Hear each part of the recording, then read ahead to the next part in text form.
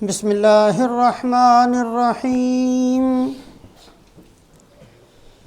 الحمد للہ نحمده ونستعینه ونستغفره ونؤمن به ونتوکل علیہ ونعوذ باللہ من شرور انفسنا ومن سیئات اعمالنا من يهده الله فلا مضل له ومن يضلله فلن تجد له وليا مرشدا أما بعد فقال الله تبارك وتعالى أعوذ بالله من الشيطان الرجيم بسم الله الرحمن الرحيم إن الذين هم من خشية ربهم مشفقون والذين هم بآيات ربهم يؤمنون والذين هم بربهم لا يشركون والذين يؤتون ما آتوا وقلوبهم وجلة أنهم إلى ربهم راجعون أولئك يسارعون في الخيرات وهم لها سابقون وعن أنس رضي الله تعالى عنه قال قال رسول الله صلى الله عليه وسلم يأتي على الناس زمان الصابر فيهم على دينه كالقابض على الجمر او کما قال رسول اللہ صلی اللہ علیہ وسلم۔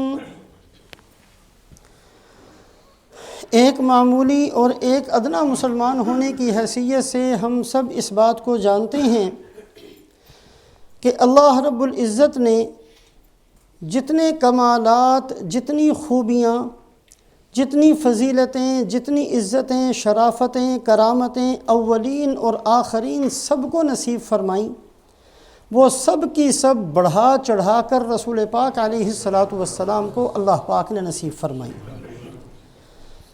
رسول پاک علیہ السلام کے بے شمار کمالات اور بے شمار خوبیوں میں سے ایک بہت بڑا کمال اور بہت بڑی خوبی یہ ہے کہ آپ صلی اللہ علیہ وسلم نے اللہ پاک کی حمد، اللہ کی تعریف اس انداز سے کی ہے کہ اولین و آخرین میں کوئی نہ کر سکا۔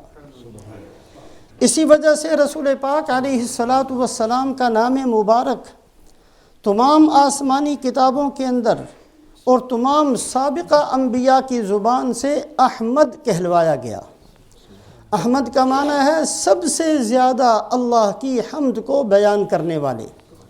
رسول پاک علیہ السلام نے جس انداز سے اور جن الفاظ سے اور جن مواقع پر اللہ پاک کی حمد کو بیان کیا ہے، یہ صرف رسول پاک علیہ السلام کا حصہ، کوئی اور آپ کا اس میں شریک نہیں ہے۔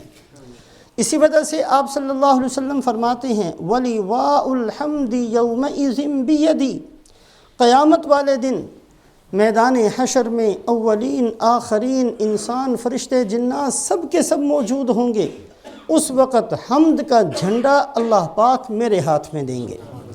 لواء الحمد، حمد کا جھنڈا رسول پاک علیہ السلام کے دستے مبارک میں ہوگا۔ بخاری شریف اور مسلم شریف کی روایت جو حدیث شفاعت بڑی مشہور حدیث ہے، اولین آخرین یہاں تک کہ انبیاء بھی جب سفارش کے طلبگار بنیں گے تو رسول پاک علیہ السلام فرماتے ہیں کہ میں اللہ کے سامنے سجدہ کروں گا، ثم یفتح اللہ علی بمحامدہ وحسن الثناء علی، پھر اللہ پاک مجھ سے ایسے الفاظ میں اور ایسے بہترین انداز سے اپنی تعریف کروائیں گے جو کسی نے نہیں کی ہوگی۔ اسی حمد پر اور اسی اللہ کی عظمت کو بیان کرنے پر اللہ پاک سفارش کے دروازے کو کھول دیں گے اور شفاعت کبریٰ کا سب سے پہلا حق رسول پاک علیہ السلام کو دیا جائے گا۔ تو آپ صلی اللہ علیہ وسلم کی عظمت اور آپ کی سب سے بڑی خوبی یہ ہے، بہت بڑی خوبی یہ ہے کہ اللہ پاک نے آپ کو سب سے زیادہ بہترین انداز سے اللہ کی حمد کو بیان کرنے والا بنایا۔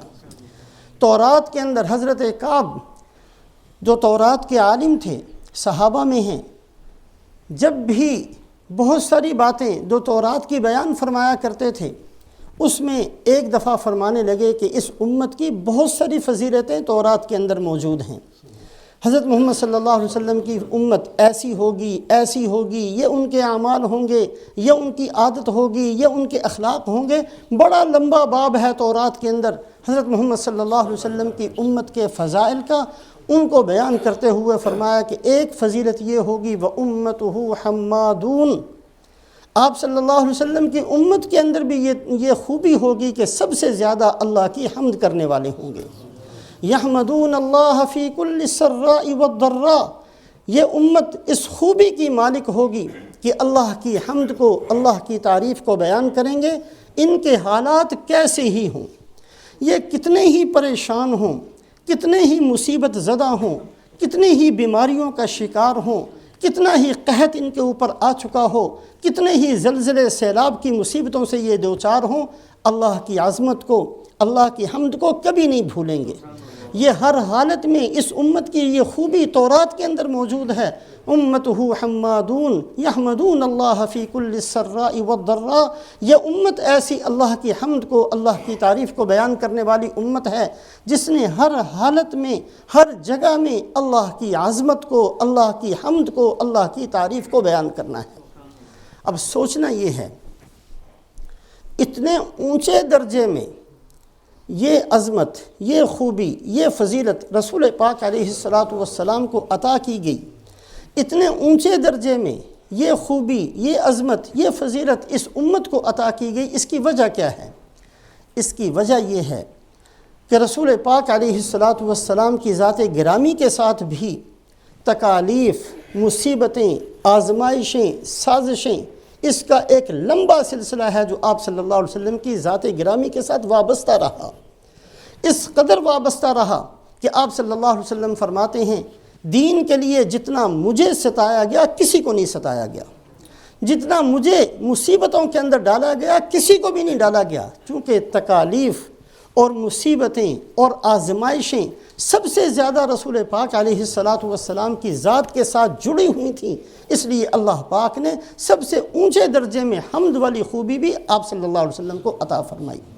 اسی طریقے سے اس امت کے ساتھ تکالیف نے ہمیشہ ساتھ رہنا ہے۔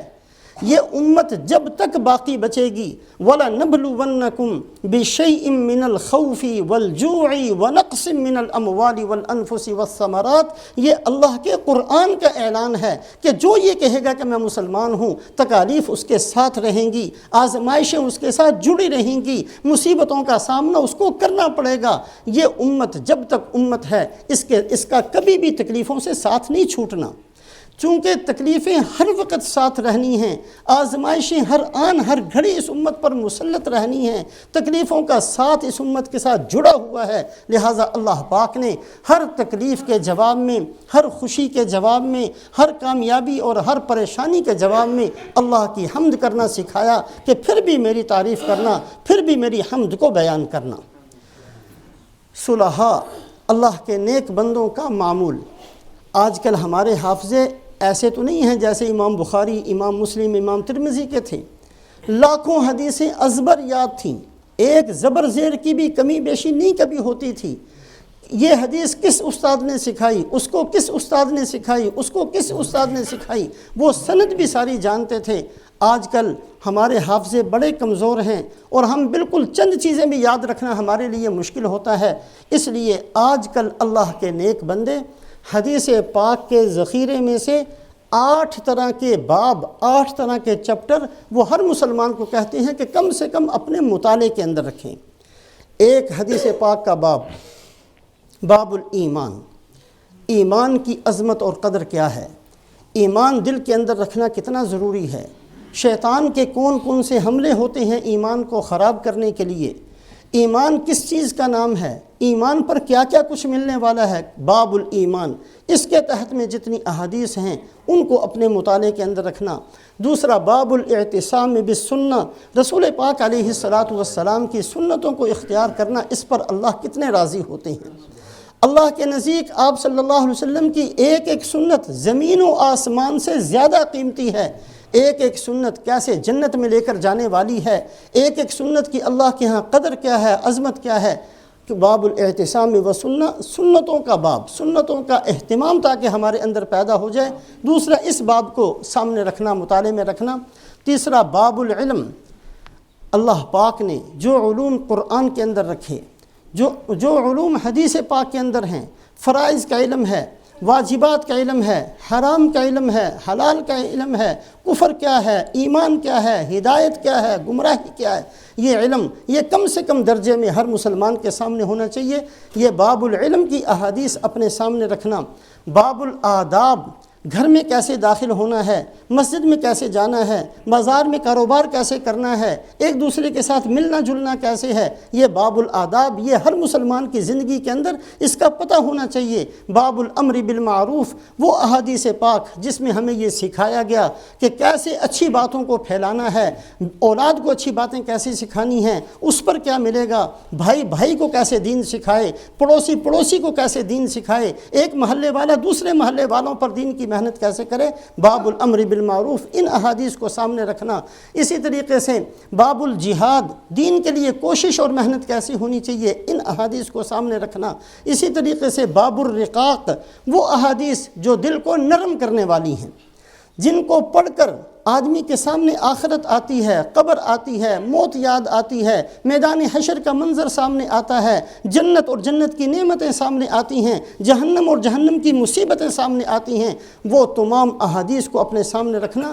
اور آخر کے اندر جو بہت اہم ہے وہ ہے کتاب الفتن، وہ احادیث جس میں رسول پاک علیہ الصلاۃ نے اپنی امت کو باخبر کیا کہ یہ فتنے تمہارے اوپر آنے والے ہیں، پہلے سے متنبع کیا، اس طرح کے فتنے آئیں گے، ایسی مصیبتیں آئیں گی، ایسی آزمائشیں تم نے ان کا سامنا کرنا ہے۔ کتاب الفتن، آج کل کے دور کے اندر یہ کتاب الفتن ہر مسلمان کو پڑھنی چاہیے تاکہ پتہ چلے کہ رسول پاک علیہ الصلاۃ کس قدر بڑے محسن ہیں ہمارے، کیسے رسول پاک علیہ الصلاۃ نے اپنی امت کو بچانے کے لیے کیسے آنے والے احوال سے باخبر کیا ہے۔ جیسے سورہ رحمان پڑھی جائے تو وہاں اللہ پاک اپنی نعمتوں کو ذکر فرماتے ہیں، جنت کو ذکر فرماتے ہیں، اور پھر فرماتے ہیں بار بار فَبِأَيِّ آلَاءِ رَبِّكُمَا تُكَذِّبَانِ، میری کس کس نعمت کو جھٹلاؤ گے۔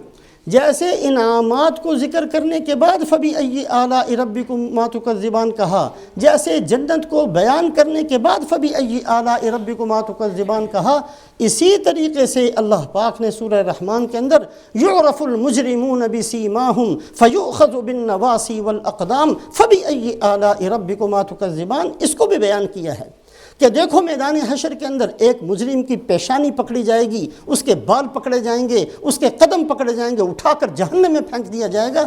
یہ آیت بیان کی اور ساتھ میں فرمایا کس کس نعمت کو جھٹلاؤ گے۔ هذه جہنم التي يكذب بها المجرمون يطوفون بينها وبين حميم آن فبأي آلاء ربكما تكذبان، دیکھو یہ جہنم ہے، یہ ایسی جہنم ہے جس کے اندر تمہاری آنتڑیاں باہر نکل جائیں گی، اللہ کی کس کس نعمت کو جھٹلاؤ گے۔ اگر ایک آدمی وہاں یہ کہے کہ اللہ یہ کون سی نعمت ہے، آپ تو جہنم کو بیان فرما رہے ہیں، آپ تو جہنم میں ڈالے جانے کو بیان کر رہے ہیں، اور پھر آپ فرماتے ہیں کہ میری کس کس نعمت کو جھٹلاؤ گے، تو اس کا جواب یہی دیا جاتا ہے کہ وقت آنے سے پہلے اللہ متنبع کر رہے ہیں، یہ بہت بڑی نعمت ہے۔ ایک مصیبت کے بارے میں پہلے سے بتایا جا رہا ہے کہ دیکھو اس مصیبت میں پھنس نہ جانا، اگر پہلے سے بتا دیا جائے آگے راستے میں گڑا ہے گر نہ جانا، تو یہ بتلانے والا بہت بڑا محسن ہوتا ہے کہ پہلے سے باخبر کر دیا۔ اگر بتلا دیا جائے کہ دیکھو اس چھت کے اوپر سے گر نہ جانا، تو یہ بتلانے والا بہت بڑا محسن ہوتا ہے۔ اگر کسی کو بتلا دیا جائے یہ دودھ کا پیالہ نہ پینا، اس میں زہر ہے، تو یہ بتلانے والا بہت بڑا محسن ہوتا ہے۔ اسی طریقے سے اللہ رب العزت کا بہت بڑا احسان ہے کہ جہنم کو بیان کیا اور ساتھ میں فرمایا فَبِأَيِّ آلَاءِ رَبِّكُمَا تُكَذِّبَانِ۔ رسول پاک علیہ الصلاۃ کا بہت بڑا احسان ہے اس امت پر کہ قیامت تک آنے والے فتنوں کے بارے میں آپ صلی اللہ علیہ وسلم نے بتلا دیا تاکہ ہر بندہ متنبع رہے، ہر بندہ سوچتا رہے۔ دو فائدے ہوتے ہیں، ایک فائدہ یہ ہو کہ میں اس فتنے کا شکار نہ بن جاؤں، میں خود فتنہ پیدا کرنے والا نہ بن جاؤں، میں اس فتنے کا حصہ نہ بن جاؤں، اور دوسرا فائدہ یہ ہوتا ہے کہ کوئی اور مجھے استعمال نہ کر لے، میں کسی اور کا آلہ کار نہ بن جاؤں۔ کتاب الفتن، باب الفتن، یہ بڑا اہم قسم کا احادیث پاک کا ایک باب ہے۔ اللہ توفیق دے وقت نکال کر جہاں اور بہت ساری چیزوں کے لیے وہ اوقات نکالے جاتے ہیں، ان احادیث پاک کو سامنے رکھ کر اپنی زندگی کے پروگرام کو مقرر کرنا اور اپنی زندگی کو گزارنے کے لیے ایک راستہ متعین کرنا، یہ ہم سب کی ذمہ داری ہے۔ کتاب الفتن، کتاب الفتن، بھائی ذرا خاموشی۔ کتاب الفتن، یہ وہ فتنے، وہ مصیبتیں جو اس امت پر آئیں گی، اس کی دو قسمیں ہیں۔ بعض فتنے تو ایسے ہوتے ہیں جو مصیبتوں کی شکل میں آتے ہیں، قحط کا آ جانا، زلزلوں کا آ جانا، ظالم حکمرانوں کا مسلط ہو جانا، اس طرح کے فتنے۔ یہ فتنے کوئی بہت بڑے نہیں ہوتے، اس کا مقابلہ کیا جا سکتا ہے، اس کو برداشت کیا جا سکتا ہے، لیکن جو خطرناک قسم کے فتنے ہیں، وہ فتنے ہیں جو دلوں پر آتے ہیں، جو دلوں کی حالت کو بدل دیتے ہیں۔ یہ وہ فتنے ہیں کہ مسلمان سے پریشان ہو، مسلمان ہے وہ مسلمان کا گلا کاٹتا ہے، مسلمان ہے اس کے ہاتھوں سے مسلمان کا خون بہتا ہے۔ اس فتنے کی ابتدا حضرت عثمان رضی اللہ تعالیٰ عنہ سے ہوئی۔ حضرت عثمان رضی اللہ تعالیٰ عنہ کو شہید کرنے والے کافر نہیں تھے، کلمہ پڑھنے والے تھے۔ حضرت علی رضی اللہ تعالیٰ عنہ کو سجدے کی حالت میں رمضان المبارک کی تہجد کے اندر شہید کرنے والے کون تھے؟ ابن ملجم تھا، جو ذکر کرتے ہوئے شہید کر رہا تھا، جو مسلمان کہتا تھا اپنے آپ کو۔ حضرت حسین رضی اللہ تعالیٰ عنہ کو شہید کرنے والے یزید کا لشکر، سب اپنے آپ کو مسلمان کہنے والے تھے۔ امام ابو حنیفہ رحمۃ اللہ علیہ کو جیل میں ڈال دینے والے کافر نہیں تھے، مسلمان تھے۔ امام احمد بن حنبل کو کوڑے مارنے والے مسلمان تھے۔ امام بخاری کو اپنے ملک سے نکال دینے والے مسلمان تھے۔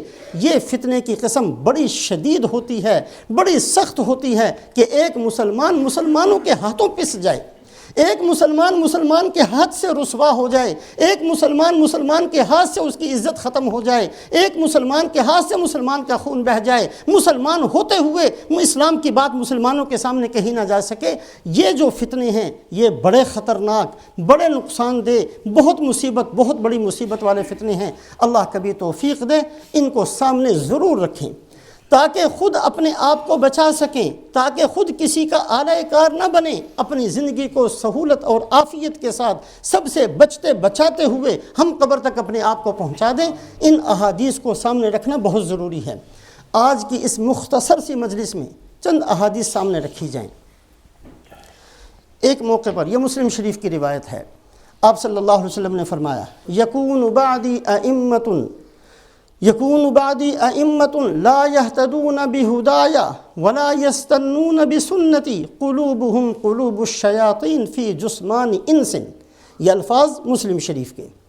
آپ صلی اللہ علیہ وسلم نے فرمایا، اس امت کے ایسے لیڈر آئیں گے، ہزاروں کو لے کر چلنے والے، ہزاروں بندے ان کے پیچھے چلیں گے، ایسے لیڈر ہوں گے، نہ تو ان کے اندر دین کی کوئی بات ہوگی، نہ میری سنت کوئی ہوگی، نہ دین کا کوئی لفظ ان کے اندر، نہ کوئی میری سنت کی بات ان کے اندر۔ قلوبہم قلوب الشیاطین، ان کے دل شیطان کے دل جیسے ہوں گے، ان کا جسم انسانوں جیسا ہوگا، انسانوں جیسے دو ہاتھ ہوں گے، انسانوں جیسے دو پاؤں ہوں گے، انسانوں ہی کی طرح ایک سر ان کا ہوگا، انسانوں ہی کی طرح وہ لباس پہنیں گے، لیکن وہ انسان نہیں ہوں گے، شیطان ہوں گے، شیطان۔ قلوبہم قلوب الشیاطین، اس لیے کہ ان کی وہی کوشش ہوگی جو شیطان کی تھی۔ جیسے شیطان سر سے پاؤں تک ہر ایک کے اوپر زور لگاتا ہے، لَأُغْوِيَنَّهُمْ أَجْمَعِينَ، اے اللہ میں نے سب کو جہنم کا ایندھن بنانا ہے۔ یہ بدبخت لیڈر بھی یہی کچھ کریں گے، ہر ایک کو اٹھا کر جہنم میں پھینک دینا، یہی ان کی زندگی کا مقصد ہوگا۔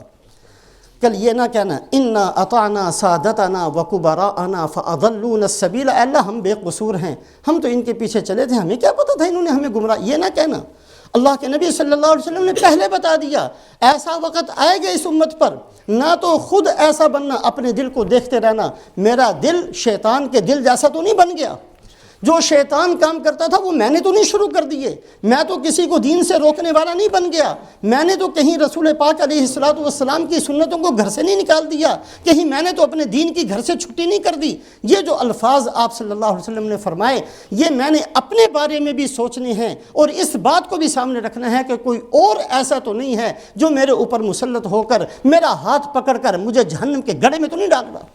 کوئی میرا ہاتھ پکڑ کر اور میں خوشی خوشی اس کے پیچھے جا رہا ہوں، وہ مجھے ناکامی سے دو چار تو نہیں کر دے گا، کہیں وہ مجھے دین سے نکال تو نہیں دے گا، کہیں وہ مجھے گمراہ تو نہیں کر دے گا، اللہ رسول سے دور تو نہیں کر دے گا۔ یہ دونوں چیزیں سوچتے ہوئے زندگی گزارنا، اسی وجہ سے رسول پاک علیہ الصلوۃ والسلام نے یہ ساری باتیں بتائی۔ آپ صلی اللہ علیہ وسلم نے فرمایا لا یہتدون بہدایا، میری زندگی کی کوئی چیز ان کے اندر نہیں ہوگی، ولا یستنون بسنتی، میری سنت کوئی بھی ان کے اندر نہیں ہوگی، قلوبہم قلوب الشیاطین فی جسمان انس، ان کے دل شیطان کے دل جیسے ہوں گے، ان کا جسم انسانوں جیسا ہوگا۔ یہ میری بھی ذمہ داری، آپ کی بھی ذمہ داری، اپنے دل کو بھی دیکھنا، اپنے حالات کو بھی دیکھنا، اپنی زندگی کا پروگرام اسی حساب سے بنانا کہ کوئی ہمیں گمراہ نہ کرے، کوئی ہماری زندگی سے کھیلنے والا نہ ہو، کوئی ہمیں جہنم کے گڑھے میں نہ پہنچا دے، کوئی ہمیں دین سے دور نہ کر دے، کوئی اللہ رسول کی محبت ہمارے دلوں سے نہ نکال دے۔ ہمارے دل کے اندر اللہ کے رسول کی محبت آتی رہے، ہم دین پر چلتے رہیں، ہم آخرت بناتے رہیں، ہماری قبر بن جائے، ہماری پلسرات کی زندگی بن جائے، ہم جنت کے مستحق بن جائیں، ہم جہنم سے بچ جائیں، ہم قیامت کے دن کی ذلت اور رسوائی سے بچ جائیں۔ یہ کسی اور نے نہیں، یہ میں نے اپنے لیے سوچنا ہے، آپ نے اپنے لیے سوچنا ہے۔ کتاب الفتن، وہ فتنے جو اس امت پر پیش آنے ہیں، اس کی وہ قسم جو دلوں پر آتے ہیں، وہ فتنے جو دلوں کو بدل دیتے ہیں، جو خیالات کو بدل دیتے ہیں۔ مسلمان ہے لیکن اس کا کوئی خیال اسلامی نہیں ہے، مسلمان ہے اس کا کاروبار مسلمانوں والا نہیں ہے، مسلمان ہے اس کی غمی مسلمانوں والی نہیں ہے، یہ مسلمان ہے اس کی پریشانی مسلمانوں والی نہیں ہے، اس کی سوچ مسلمانوں والی نہیں ہے، اس کی شادی مسلمانوں والی نہیں ہے، اس کا گھر اسلام والا نہیں ہے، اس کا بازار اسلام والا نہیں ہے، یہاں تک کہ اللہ ہماری سب کی حفاظت فرمائے ان کی مسجد مسلمانوں والی نہیں ہے۔ ایسے بن جائیں گے یہ امت والے۔ اللہ کے نبی صلی اللہ علیہ وسلم نے پہلے سے بتا دیا۔ آپ صلی اللہ علیہ وسلم نے فرمایا، یہ ابو داود شریف کی روایت ہے، حضرت عبداللہ ابن عمر رضی اللہ تعالیٰ عنہما راوی ہیں، فرماتے ہیں آپ صلی اللہ علیہ وسلم کی خدمت میں حاضر، کنا قعودا عند النبی صلی اللہ علیہ وسلم، بہت سارے صحابہ آپ صلی اللہ علیہ وسلم کی مجلس میں بیٹھے ہوئے، آپ صلی اللہ علیہ وسلم تشریف فرما ہے۔ فذکر الفتن فاکثر فی ذکرها، آپ صلی اللہ علیہ وسلم نے فتنوں کے بارے میں ارشاد فرمانا شروع کیا، یہ ہوگا یہ ہوگا۔ اب یہ دور ایسا ہے جو خیر القرون کا زمانہ ہے، خیریں اترتی ہیں، یہ وہ دور ہے جبرائیل اتر رہے ہیں، یہ وہ دور ہے مدد کے لیے فرشتے آ رہے ہیں، یہ وہ دور ہے، یہ سب سے بہتر دور، ایسا دور زمین نے نہ کبھی پہلے دیکھا نہ کبھی بعد میں دیکھے گی، ایسا دور، ایسی رحمتوں کا دور۔ آپ صلی اللہ علیہ وسلم تشریف فرما، صحابہ تشریف فرما، ایسے وقت میں فذکر الفتن فاکثر فی ذکرها، حضرت عبداللہ ابن عمر رضی اللہ عنہ فرماتے ہیں آپ صلی اللہ علیہ وسلم نے فتنوں کو ذکر کرنا شروع کیا، فاکثر فی ذکرها، پھر بہت دیر تک آپ صلی اللہ علیہ وسلم نے بہت سارے فتنوں کو بیان فرمایا۔ فتنوں کو بیان فرماتے ہوئے فذکر فتنۃ الاحلاس، آپ نے فرمایا ایک فتنہ ہوگا جس کا نام ہے فتنۃ الاحلاس۔ صحابی کھڑے ہوئے، یا رسول اللہ صلی اللہ علیہ وسلم یہ فتنۃ الاحلاس کیسا فتنہ ہوگا؟ آپ نے فرمایا حرب و حرب، یہ فتنہ ایسا ہوگا کہ ہر مسلمان دوسرے مسلمان کے خون کا پیاسا، ایک مسلمان کے دل میں دوسرے مسلمان کے لیے اتنی سی بھی جگہ نہیں بچی، کوئی خیر خواہی نہیں، کوئی کسی کا عیب چھپانا نہیں، ہر بندہ مسلمان دوسرے مسلمان کا دشمن، خون کا پیاسا، عزت کا پیاسا، اس کی عزت و آبرو سے کھیلنے والا، اس کی پگڑی اچھالنے والا، حرب و حرب۔ آپ نے فرمایا ایسا فتنہ، یہ ان حضرات کے سامنے بات ہے جو 7 بندے پانی نہیں پیتے، گلاس پانی باقی ہے، دوسروں پر جان نچھاور کرنے والے، یہ وہ بندے ہیں۔ پریشان ہو گئے، اچھا ایسا وقت؟ آپ نے فرمایا فتنۃ الاحلاس حرب و حرب، ہر آدمی دوسرے سے بھاگنے والا، ہر آدمی دوسرے سے دور جانے والا، کوئی بندہ کسی کے ساتھ بات کرنے کے لیے روادار نہیں، کسی کے ساتھ کاروبار کرنے کے لیے تیار نہیں، کسی کے ساتھ رشتہ جوڑنے کے لیے تیار نہیں، ہر بندہ اس قدر خود غرض بن جائے، اس قدر اس کا پیٹ اس کے سامنے آ جائے، اس کی اپنی مصیبتیں اس کو ایسا کر دیں جو سب سے دور ہو جائے۔ حرب و حرب، آپ نے فرمایا یہ فتنہ، یہ ہے فتنۃ الاحلاس۔ اور آپ صلی اللہ علیہ وسلم نے فرمایا کہ یہ زمانہ کوئی تھوڑا سا نہیں ہوگا، یہ بہت لمبا زمانہ، یہ سینکڑوں سالوں پر یہ فتنہ چلتا رہے گا۔ یہ فتنہ تھوڑے وقت کے لیے نہیں آئے گا، یہ فتنہ آئے گا تو بہت لمبے زمانے کے لیے آئے گا، صدیاں گزر جائیں گی، امت کے اندر یہ فتنہ باقی رہے گا۔ آپ صلی اللہ علیہ وسلم نے اس کو ذکر فرمایا۔ پھر آپ نے ساتھ ہی فرمایا دوسرا فتنہ ہوگا فتنۃ السرا۔ پھر صحابی نے پوچھا یا رسول اللہ فتنۃ السرا کیا ہے؟ آپ نے فرمایا یہ ہے خفیہ قسم کا فتنہ۔ دخنوها تحت قدمی رجل یزعم انہ منی وانہ لیس منی۔ ایک آدمی وہ یہ دعویٰ کرے گا، اس کا گمان یہ ہوگا کہ اس کا مجھ سے تعلق ہے لیکن اس کا مجھ سے کوئی تعلق نہیں، اور یہ فتنہ اس کے پاؤں کے نیچے سے نکلے گا۔ وہ مسلمانی کا دعویٰ کرے گا، وہ مجھے اپنی اولاد میں سے ثابت کرے گا لیکن اس کا مجھ سے کوئی تعلق نہیں۔ ساتھ ہی فرمایا یاد رکھنا میرے تعلق والے تو وہ ہیں جو متقی ہوں گے، کسی قوم سے ہوں، کسی علاقے کے ہوں، کہیں بھی رہنے والے ہوں، کسی بھی زمانے میں پیدا ہوں، میرے زمانے میں یا بعد میں، جو تقوی والے ہیں وہ میرے اہل ہیں، میں ان کو اپنا اہل قرار دیتا ہوں۔ خونی اگر کسی کا رشتہ داری ہے بھی لیکن اس نے تقوی چھوڑ دیا، وہ میری اولاد سے نکل گیا۔ وہ گمان کرے گا کہ وہ مجھ سے ہے، میں اعلان کرتا ہوں وہ مجھ سے نہیں ہوگا۔ یہ ہے فتنۃ السرا۔ اس حدیث کی تفسیر کے اندر محدثین فرماتے ہیں یہ فتنہ وہ تھا جو یزید کا فتنہ تھا۔ پہلے تو یزید نے حضرت حسین رضی اللہ تعالیٰ عنہ کے لشکر پر جو کچھ کیا ہم سنتے رہتے ہیں، شہید کر دیا، نواسۂ رسول شہید کر دیے گئے، اور اس کے بعد پھر اس کی ہوس ختم نہیں ہوئی۔ پھر حرہ کا ایک فتنہ، مدینہ منورہ پر اس نے حملہ کرنے کے لیے لشکر بھیجا، اور ان کو یہ کہہ کر بھیجا کہ جا کر حملہ کرنا، اگر تو وہ چپ کر کے میری اطاعت قبول کر لیں تو ٹھیک ہے، ان میں سے کوئی بولے اس کی گردن اڑا دینا، ان کا مال لوٹ لینا، 3 دن تک خوب جس کے ہاتھ جو آئے چھین لینا ان سے۔ یہ مدینہ منورہ، یہ وہ شہر جس میں دجال داخل نہیں ہو سکے گا۔ دجال جو بہت بڑا فتنہ ہے، بہت بڑا شیطان اور بہت بڑا خبیث ہوگا، اس کو بھی اللہ پاک دجال میں مدینہ میں داخل نہیں ہونے دیں گے، نہ مکہ میں داخل ہوگا نہ مدینہ میں۔ لیکن یہ اپنے آپ کو مسلمان کہلوانے والے، انہوں نے مدینہ منورہ پر بھی حملہ کیا۔ آپ نے فرمایا یہ فتنہ فتنۃ السرا، اور پھر آپ نے فرمایا تیسرا فتنہ فتنۃ الدہیمہ، سیاہ رنگ کا فتنہ۔ یہ ایسا ہوگا جس سے میری امت کا کوئی بندہ نہیں بچے گا، ہر ایک کو مصیبت کا سامنا کرنا پڑے گا۔ وہی بچیں گے جن کی آخرت، جو اپنی آخرت کو بچا لیں گے۔ تکلیف ان کو تو ہوگی، پریشانی کا سامنا ان کو بھی کرنا پڑے گا، مخالفت ان کو بھی سہنی پڑے گی، لیکن یہی ہے جو متنبہ ہو کر اور آنکھیں کھول کر چلتے رہیں گے، اللہ ان کے ایمان کی حفاظت کریں گے، یہاں تک کہ پھر 2 جماعتوں میں یہ ساری کی ساری امت تقسیم ہو جائے گی۔ ایک ایسے خالص ایمان والے جن میں ذرہ برابر نفاق نہیں ہوگا، اور ایک ایسے منافق جن میں ذرہ برابر ایمان نہیں ہوگا۔ یہ 2 جماعتیں ہوں گی، پھر دجال آ جائے گا، یہ بالکل آخر کے اندر ہوگا۔ تو رسول پاک علیہ السلام نے بہت سارے فتنوں کی خبر دی ہے، ایسے بہت ساری احادیث طیبہ۔ بہت بڑا احسان ہے رسول پاک علیہ السلام کا، آنے والے احوال، حالانکہ صحابہ تو سوچ بھی نہیں سکتے تھے کہ یہ احوال پیش آ جائیں گے، آنے والے احوال کے بارے میں ہمیں بتا دیا، پہلے سے بتا دیا یہ پانی نہ پینا، اس میں زہر ملا ہوا ہے، پہلے سے بتا دیا اس راستے پر نہ چلنا، اس میں سانپ اور بچھو اور گڑے ہیں۔ یہ رسول پاک علیہ السلام کا احسانات۔ تھوڑا سا اللہ کے لیے وقت نکال کر، تھوڑا سا وقت نکال کر ان چیزوں کو بھی سیکھ لیں۔ بڑا وقت ہے آج ہمارے پاس، ہماری اولادوں کے پاس ڈینٹسٹ بننے کے لیے وقت ہے، ڈاکٹر بننے کے لیے وقت ہے، انجینئر بنانے کے لیے اولادوں کے پاس وقت ہے، سال ہا سال محنت کرتے ہیں، بعض دفعہ جاب نہیں ملتی پھر بھی دھکے کھاتے رہتے ہیں۔ اچھی بات میں روکتا نہیں، سب کو پڑھنا چاہیے، دبا کے پڑھنا چاہیے۔ اور بھائی مسلمان ہیں، کچھ اللہ رسول کا بھی ہمیں کیا چاہتے ہیں وہ بھی تو پڑھ لو، تھوڑا بہت قرآن کے ساتھ بھی تو تعلق ہو جائے، تھوڑا سا حدیث پاک کے ساتھ بھی تو تعلق ہو جائے۔ اللہ کے نیک بندے ہماری اصلاح کے لیے کیا کچھ ہمیں بتا رہے ہیں، اس کے اوپر بھی تھوڑی سی توجہ ہو جائے، تھوڑا سا وقت نکال کر ان احادیث طیبہ کو بھی سامنے رکھا جائے۔ تو رسول پاک علیہ السلام نے جو کتاب الفتن وہ فتنے جو قیامت تک اس امت پر پیش آئیں گے اس میں وہ بڑے خطرناک قسم کے فتنے ہیں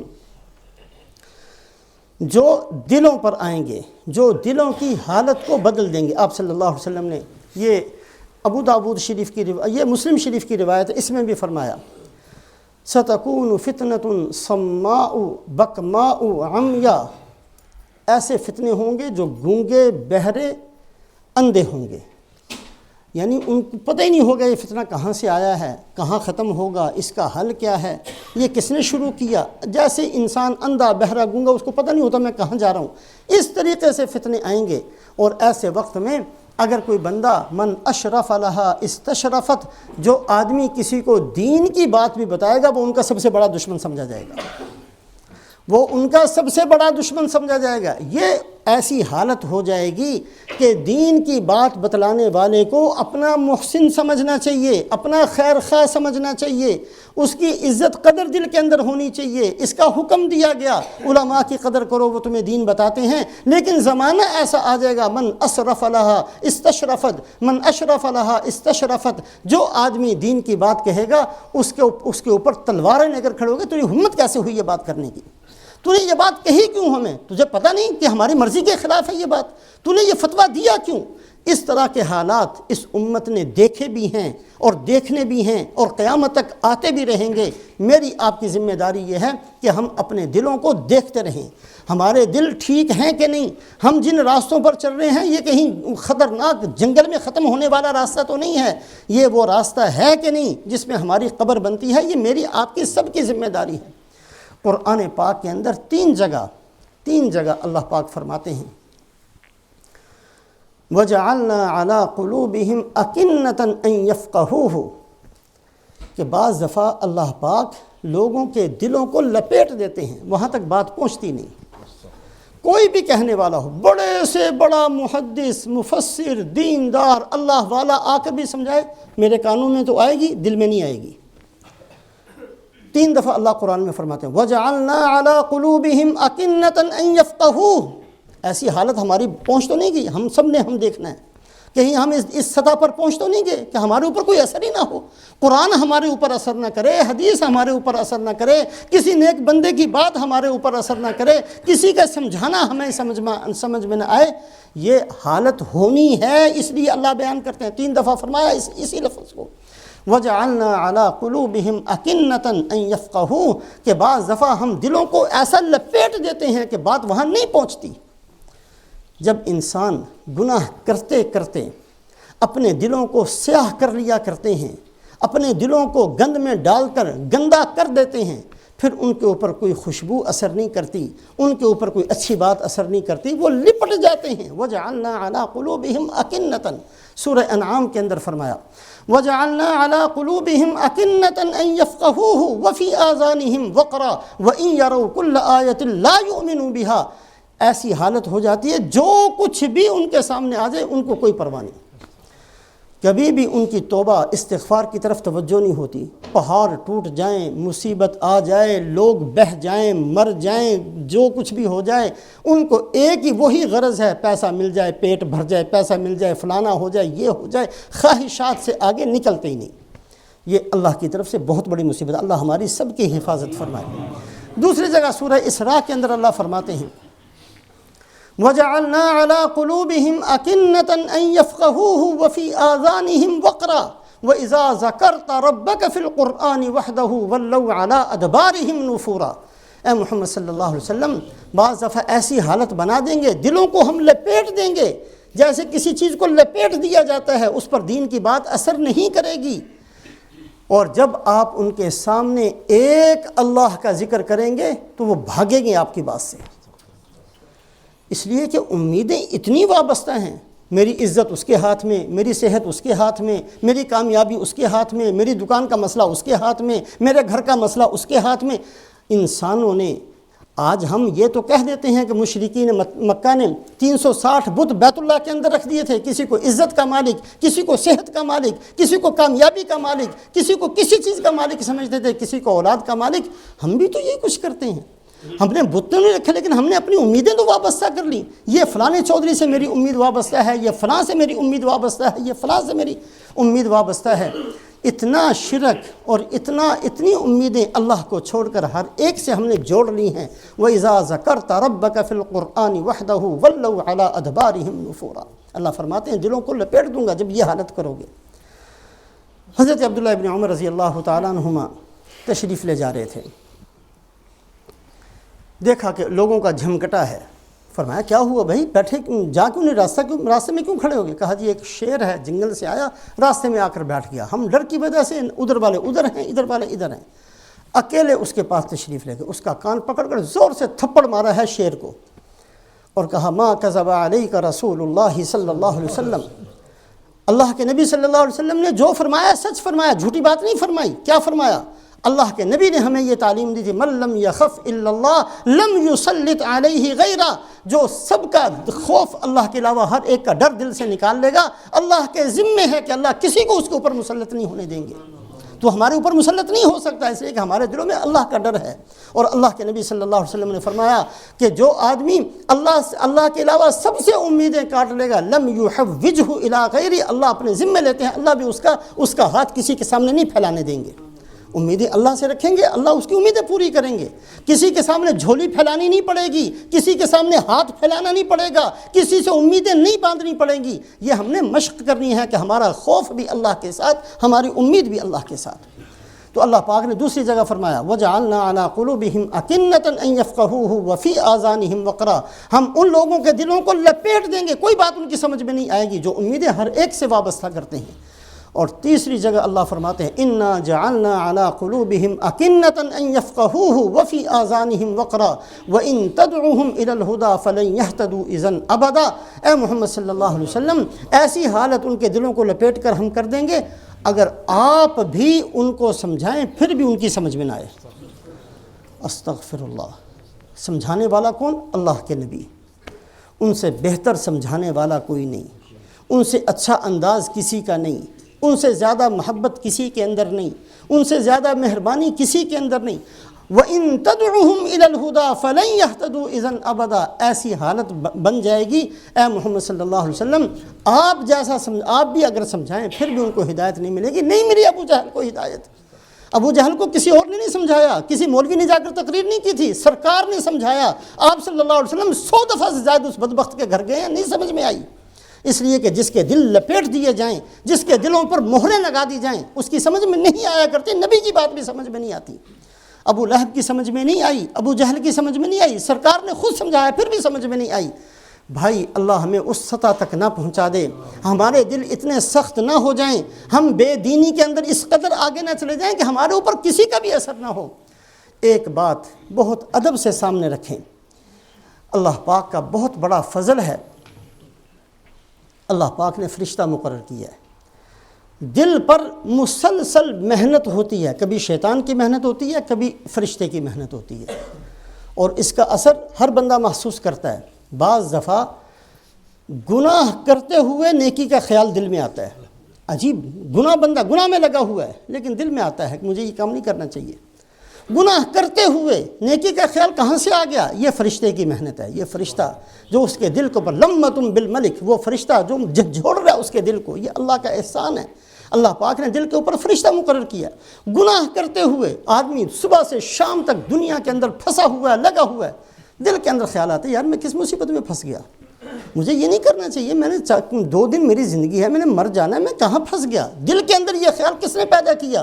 یہ وہ فرشتہ ہے جو وہ پیدا کر رہا ہے, اس فرشتے کی محنت چل رہی ہے. اور بعض دفعہ بندہ نیکی کرتے ہوئے برائی کا خیال دل میں آ جاتا ہے, روزہ رکھا ہوا ہے, گناہ کا خیال آ گیا. یہ کہاں سے آیا؟ یہ شیطان کی محنت ہے. جو شیطان کی مسلسل محنت ہوتی ہے دل پر, یہ اس کی محنت ہے. مسجد میں آدمی بیٹھا ہے, قرآن کھول کر پڑھ رہا ہے, دل میں گناہ کا خیال آ گیا. کہاں سے آیا؟ شیطان نے پیدا کیا. بعض دفعہ نیکی کرتے ہوئے گناہ کا خیال آ جانا یہ شیطان کی محنت کا نتیجہ ہوتا ہے, اور بعض دفعہ گناہ کرتے ہوئے نیکی کا خیال آ جانا یہ فرشتے کی اس محنت کا نتیجہ ہوتا ہے.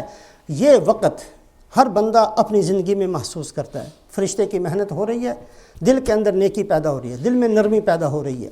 دل کے اندر سے دنیا کی محبت نکلتی ہے، بعض دفعہ آدمی کے دل میں ندامت پیدا ہوتی ہے، تھوڑا سا اپنے گناہوں کے بارے میں سوچنا، یار میں کس مصیبت میں، مجھے ایسا نہیں کرنا چاہیے، میں کیا کر رہا ہوں، اپنے آپ کو بندہ ملامت کرتا ہے۔ یہ جو اوقات، یہ جو لمحات ہوتے ہیں، یہ بڑے قیمتی ہوتے ہیں، یہ اللہ کی طرف سے نعمت ہوتی ہے۔ اس وقت میں خاص طور سے دعا مانگا کریں، اے اللہ میرا خاتمہ ایمان پر، یہ دعا مانگے اس وقت، اے اللہ میرے دل کی اصلاح فرما، میرے دل کو ٹیڑھا نہ فرما، ربنا لا تزغ قلوبنا بعد اذ ہدیتنا وہب لنا من لدنک رحمہ۔ اے اللہ بڑا احسان کیا آپ نے، کروڑوں اربوں بندے دنیا کے اندر موجود ہیں، مجھے آپ نے ہدایت دی، مجھے آپ نے کلمہ پڑھنے والا بنا دیا، مجھے مسجد میں لا کر بٹھا دیا، میرے ہاتھ میں قرآن تھما دیا، مجھے اپنے سامنے کھڑا کر دیا، اے اللہ آپ نے ہدایت دی، آپ کا احسان ہے۔